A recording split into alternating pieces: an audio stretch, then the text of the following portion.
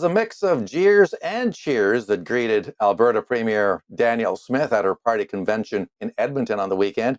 The United Conservative Party is frankly not very united over the energy accord signed last week between Alberta and the federal government. Premier Smith has touted the deal as a sign that Alberta and the feds can work together. Much of the crowd, however, disagreed and let her know it. As you know, I support a strong and sovereign Alberta within a united Canada. I know we might have a bit of a difference of opinion on that, but I hope people today feel a lot more confident that Canada works than they did a couple of days ago.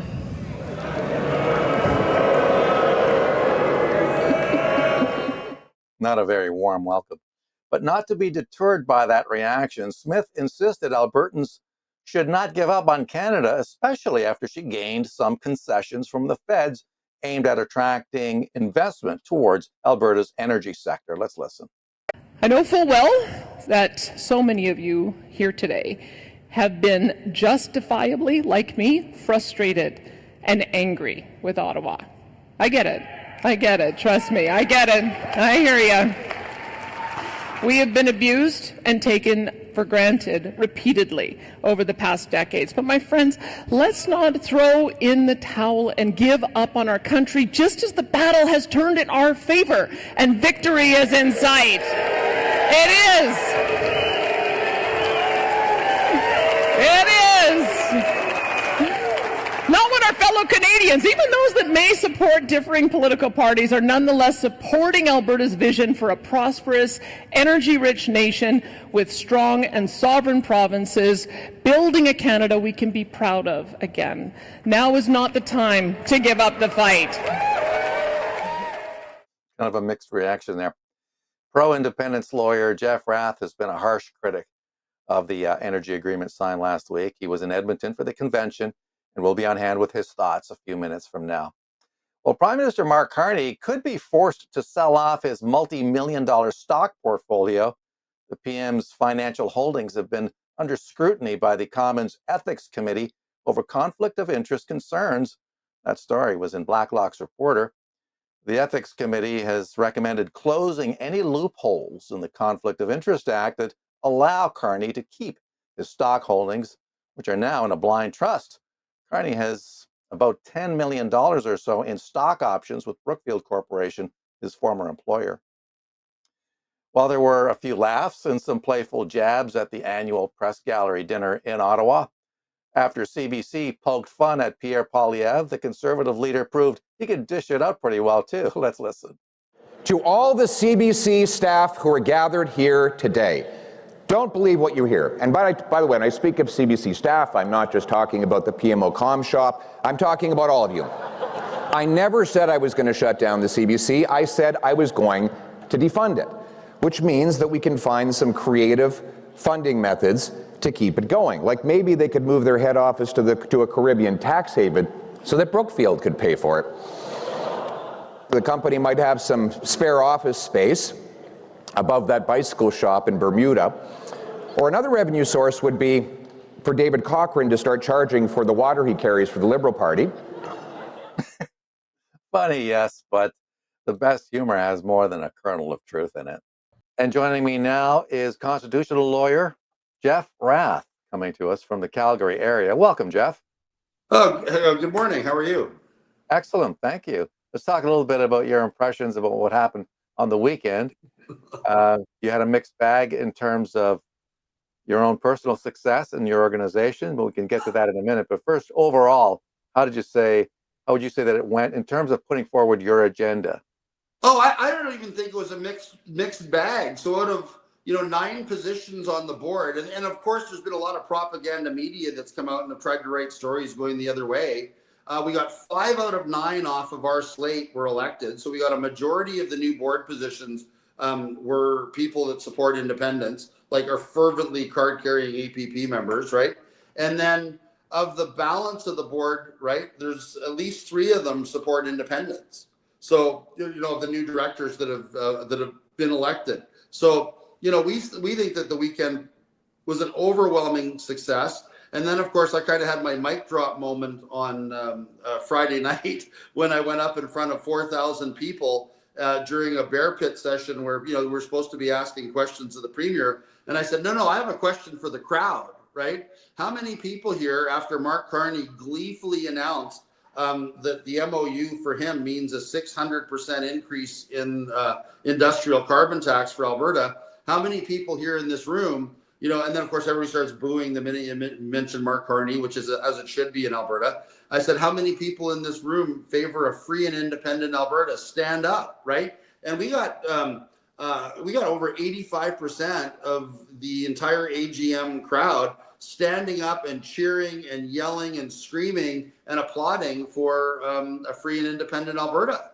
So, apparently that's still making the rounds on on all the media this morning after the AGM. That's the one big takeaway that everybody has from the AGM. And then on top of it, every time Danielle Smith mentioned the MOU, she got booed, right? And she's and she's still immensely popular even amongst our base in Alberta. But she's got to realize that every time she trotted out her stupid slogan that's so triggering to so many of us, a strong Alberta within a united Canada. Every time she trotted out that stupid slogan, she got booed, right? That's not where Albertans are at. So, it was really clear from, the AGM this weekend that, that we're winning the battle. The independence movement has won the battle for the hearts and minds of the UCP and the hearts and minds of Alberta, right? We're rocking and rolling, and the Federalist forces around Danielle are in complete disarray, trying to figure out, what they're going to try to do next. Did I hear you say that the pro-independence people are a majority on the board right now? I thought they were. Yeah, absolutely. They're a majority. Is that right? We picked, and on top of it, we picked up just off of our slate. We picked up a clear majority of the new directors that were running. We didn't get a sweep. Rob Smith, but the president of the UCP, Rob Smith, he's pro-independence. He's just very concerned about not splitting the party on the issue, right? And there's other new directors, that were elected, that are pro-independence. And and I'm telling you, the forces of federalism, or even more importantly, what I would call the forces of crony capitalism in Alberta, spent well over $1 million to get out the vote to make sure that we didn't get anybody elected. And we got 5 out of 9 elected. And for us, I was actually just talking to Daryl Comic, was the candidate that was running, for us on the independence ticket, and who lost to Rob Smith. Rob Smith is immensely popular. I like Rob. He's a great guy.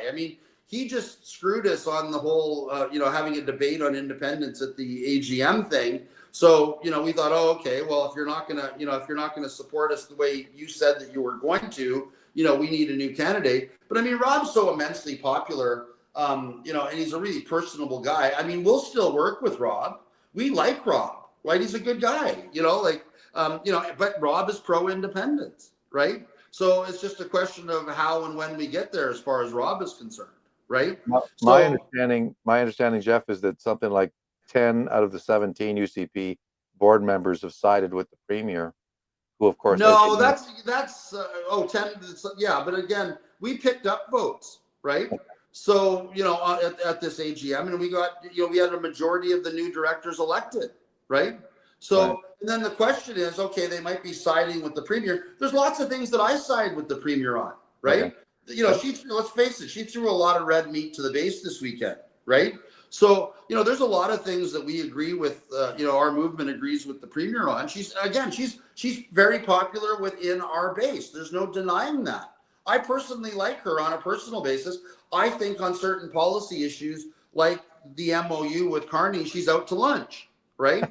Like the Financial Post has already said it's going to add, $6 to $10 a barrel to the price of oil production in Alberta. Well, how can you sell that as being positive? She might interpret the agreement one way. Her response to me was to engage in a little bit of tax-splaining, to the people, this is what the carbon tax is, and this is what Marc Carney was trying to say. Well, what Marc Carney actually said was that he was gleeful about the fact that he got Danielle Smith to agree to a 6 times increase in the industrial carbon tax. So she can interpret it however she wants, but come April 1st, there's not going to be much of a negotiation if Marc Carney says, well, you already agreed to a 600% increase in the carbon tax. That's not open for negotiation, because how am I going to pay for everything that I've committed Canada to, including the electric choo-choo train from Toronto to Montreal, the $200 billion in defense spending going to Europe, and all this other stuff, if he doesn't start throttling the goose that lays the golden eggs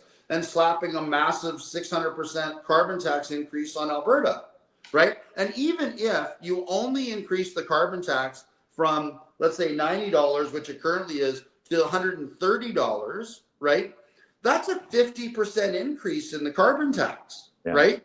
So, what I was telling people on the weekend about about this whole, carbon tax issue and Danielle's tax planning, is stop pissing on our heads and telling us it's raining. Now, she right? did like nobody's buying it. And she got that message loud and clear this weekend. She did put out some things that got some cheers, though, with the Castle Law and the refusal to honor the gun grab in even Alberta. The gun control thing, we have our issues with it, because she's effectively said, and again, this is against advice of people that really know firearms, myself included, right? So a bunch of us got together over the summer and we drafted an Alberta firearms licensing regulation that would completely fix the problem. And we explicitly told her that simply telling people that you're not going to enforce federal law in Alberta, and you're going to tell the Crown prosecutors not to do it and the RCMP not to do it, and on and on and on. We've told her that doesn't help us, right? Because effectively, once the amnesty period runs out, all of the people in Alberta that have PALs and RPALs that had their non-restricted weapons, elevated to prohibited weapons, if they don't turn those firearms in, their names are going to be on a list, right? Ottawa knows where all these guns are because of the registry, and certainly because of the restricted to prohibited weapons. Those weapons are all registered, right, on the on the restricted weapons list. So you don't get arrested in Alberta, but if you want a holiday to the States or wherever and come back, you can be arrested by Canada Customs. If you go to BC or Saskatchewan, you can be arrested in those jurisdictions. So she's effectively turning a whole bunch of Albertans into criminals because she doesn't want to offend her new buddy, Marc Carney, by going head to head with him, on this issue by simply putting in her own Alberta firearms license and daring Carney to take her to court in Alberta, which is what we've asked her to do. But she seems to be liking the football a little bit, coming out of this, suggesting that she won over the crowd on at least some of the things that she brought forward. Do you think that the membership might be ready to give her the benefit of the doubt for now?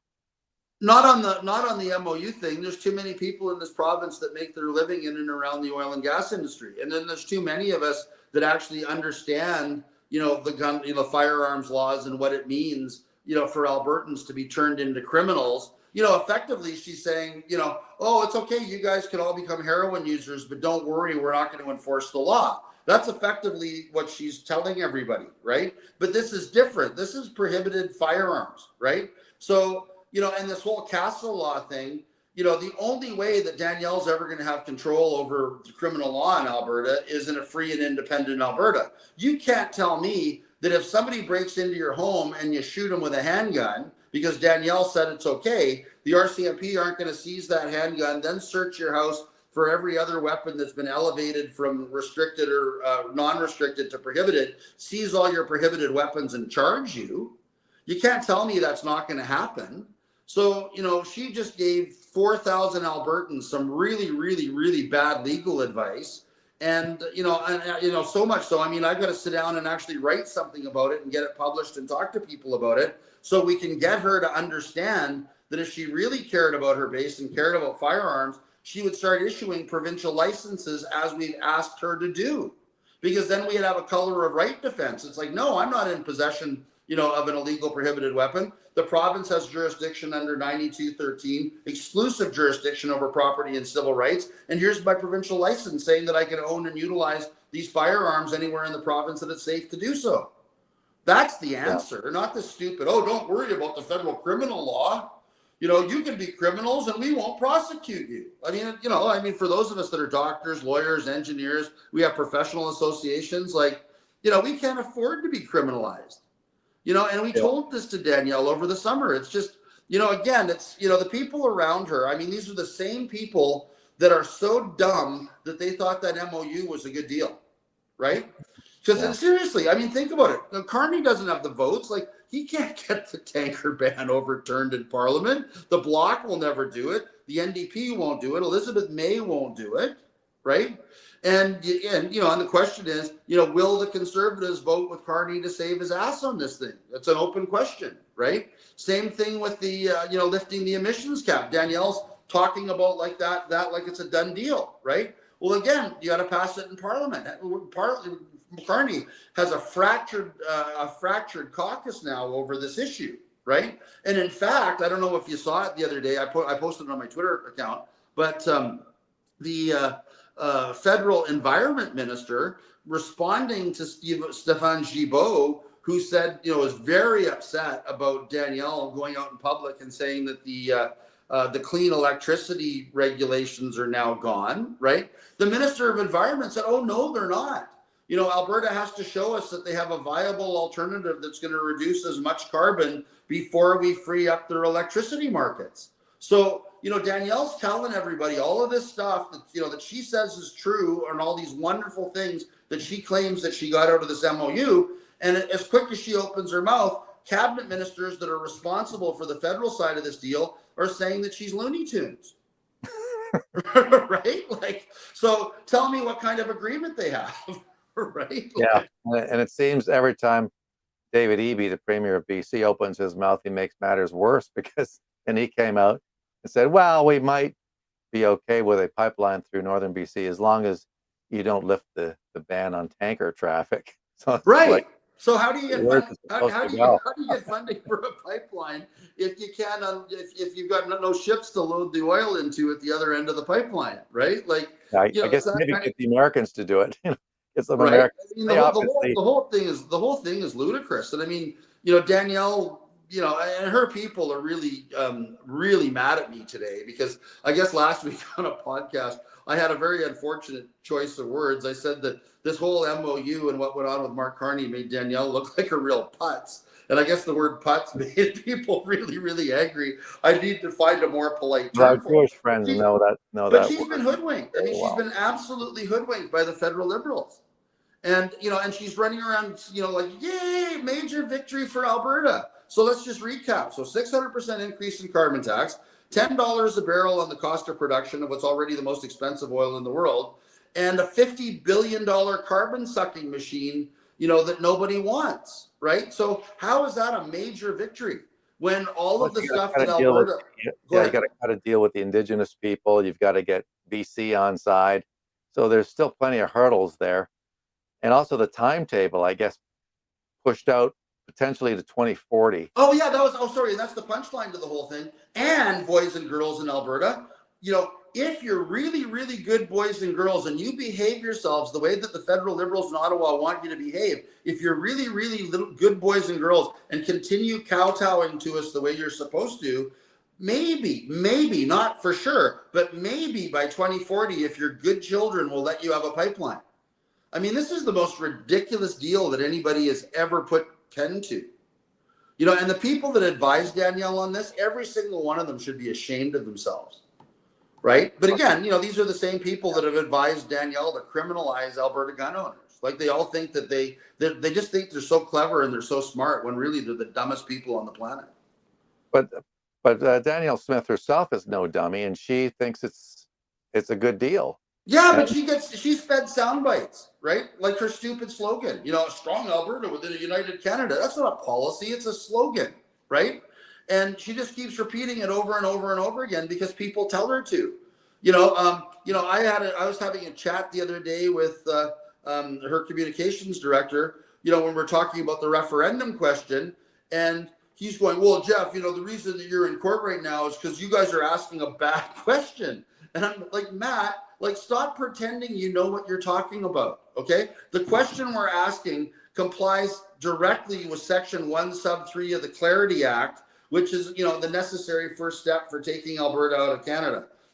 It's not a bad question. The fact that you guys put a provision in the act that allows, the electoral officer to tie people up in court by, referring good questions to the court for review is on you guys. We didn't draft a bad question. You guys drafted bad legislation, right? That's what we're dealing with. I mean, these people are too clever by half. I mean, You know?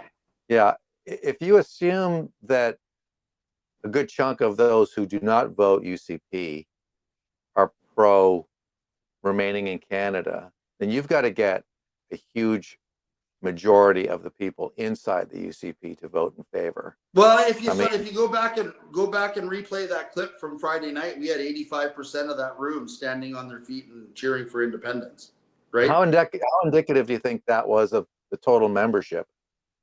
Oh, I think it's completely representative of the total membership, right? You know, and again, you know, just because we didn't get 100% of our slate there, I mean, the forces of federalism and the forces of, and for us, this whole thing was a really, really good learning exercise. Actually, I'm glad you've asked this question, right? Because, you know, we learned that, you know, like we've got to make sure that things are too big to rig, you know, going forward. Like I understand from talking to people that were involved in this, that the forces of, you know, of federalism and this pro status quo people that want to make sure that Danielle keeps control, prevents us from getting a super majority on the board. They spent well over $1 million, right, campaigning for Danielle slate. That's never happened before at an AGM. And like, you know, it's, you know, the people that literally, you know, can fly, you know, Danielle staffers around on private jets and have hundreds of millions of dollars, you know, sell hundreds of millions of dollars in bad PPE to the government of Alberta on sole source contracts and all, you know, all of those things. They were spending hundreds of thousands of dollars to make sure that there's no shakeup in and around the Premier's office, because they make hundreds of millions of dollars out of it as part of their business model, right? Well, So, you know, we learned something really valuable, and that's that we have to be more organized. We have to be prepared to outspend these people. So we're going to start, you know, redoubling our efforts on fundraising, and, you know, and we're going to get even more organized than we are. So, you know, as far as it goes, I mean, we kind of looked at this whole thing as almost like a tabletop exercise, but in real time, where we're in the belly of the beast, as it were. And we still managed to get a majority of our slate elected. So, you know, in the face of overwhelming money being spent to, you know, to destroy us, we weren't spending any money. So you were outspent by a huge margin, and that's the reason why the independent side didn't get more. We didn't get the clean slate. What was going on, and I think it's really sleazy, to be honest, is that when they realized after Friday night the amount of support we had in that room, and I guess so it's kind of almost my fault. When they saw the amount of overwhelming support for independence in the room, they all freaked out and started, you know, basically hitting all of their phone trees and then telling everybody, you got to get here. Danielle's going to lose control of the board. And we promise if you show up, you know, we'll pay your way into the AGM, because it's a $400 ticket, right? And so we had over 500 walk-ins on Saturday morning, right, to swamp the vote. And I mean, there was a lot of money spent to swamp the vote, right? So, you know, that's why we scared the crap out of them Friday night, and you know, and the Empire struck back, right? It was, you know, like I wrote a column a couple weeks ago, kind of tongue in cheek, called "The Revenge of the Smith," and it was kind of like that. They brought in their Death Star and did what we expect the evil empire, to do, right? Okay, what's the next step, Jeff? Last question. Where do you go from here? Well, we just keep working forward. We continue to get better organized. We're continuing to have town halls across Alberta. We're going to accelerate the pace of the town halls across the province of Alberta. We're planning on having, you know, whether it's the Saddle Dome or the Jubilee Auditorium or Max Bell, we're going to have at least a 4,000 or 5,000 person rally in indoors in Calgary in January or February. And we're going to keep pushing it forward. And then we're going to have, we'll have another rally at the legislature in the spring when the weather gets nice, so we don't get people having frostbite to come and cheer on an independent Alberta.